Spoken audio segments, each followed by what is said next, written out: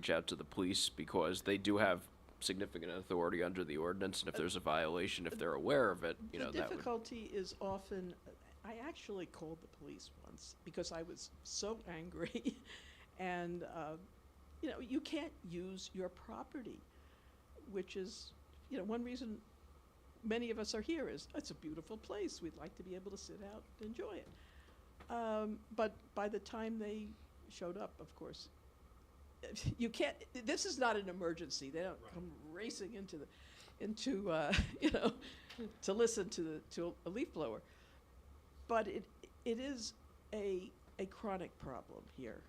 And is there a way, for example, to record something and then report it and maybe then, I don't know.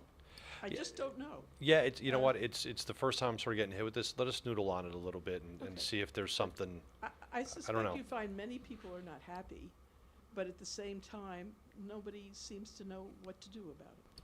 Thank you. Thank you. Anybody else? Yes, Peter. Getting a little exercise today, buddy. Peter Maneri, 59 Bethany Road. Just a couple light comments. The woman that lives on Grandview coming out of Shank Road, making a left, going northbound on Holmdel Road. There's some greenery there that's to Grandview's property. If that was cleaned up there, the visibility would probably be better, improve that. Also because that's on an incline. You have the cemetery to the right, and then you have the incline, and it's very dangerous there. That's that. Kathy English, Cross Farms, and I feel I am, we have no relationship, but I've met her there. I didn't mean it like that, but I've met her there a few times, and I really feel strongly that farm, and I'm not sure of the history, but it's Holmdel's property, and it can be cleaned up, and it doesn't have to be that expensive, and it should be done. Bottom line, it should be done. I'll head spear the thing. I have a lot of experience with older homes and getting contractors. It can be done very minimally, and I would like to work with Kathy and whoever wants to be on a committee and get that done for Holmdel. It's a nice piece of property. It's a place where if you drive up and look around, this is what it's all about. And the forefathers came to Holmdel. It's still a beautiful place. It doesn't have to be taken down. It costs you $65,000, $75,000 to take that place down. I'd probably get it done for $100,000. And I would be happy to work with Kathy or anybody else. And it doesn't have to be an open ticket. I patched the roof over there. I took the old wires off the building. This was going back 2 years ago. I took all the vines off the building. You need to get the leaders on the building, get the water away from the building, and start there, and do a couple of roofs. I think the roof is intact. You guys cleaned up some trees, but that building should be saved. You did an okay job at adding love curts. It's okay, but it's good. At least it's, you put plastic shutters up, and the Board of Ed did whatever they did.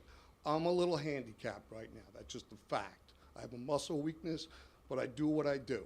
I've been a real estate agent in Holmdel for 32 years, so I know the roads and the area very well. Lived there my whole life, 65 years. So, I'm a resourceful kind of guy, and I would love to get some help and take care of that building. So people can drive up there, you guys can have meetings, different kinds of things, and it'll be another place to go to.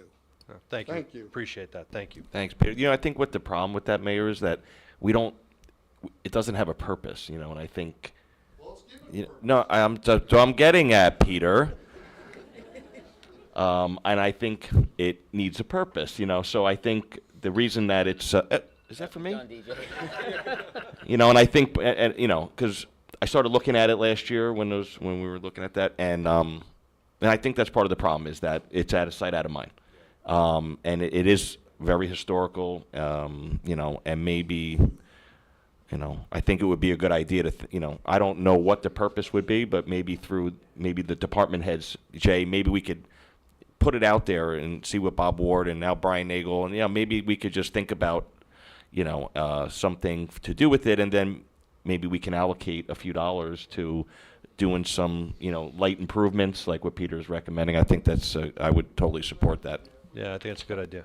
I really think it's a great I idea. think, DJ, in listening to the discussion, what came to mind for me is maybe like somewhere for our Girl Scouts and Boy Scouts to congregate. They can take care of it.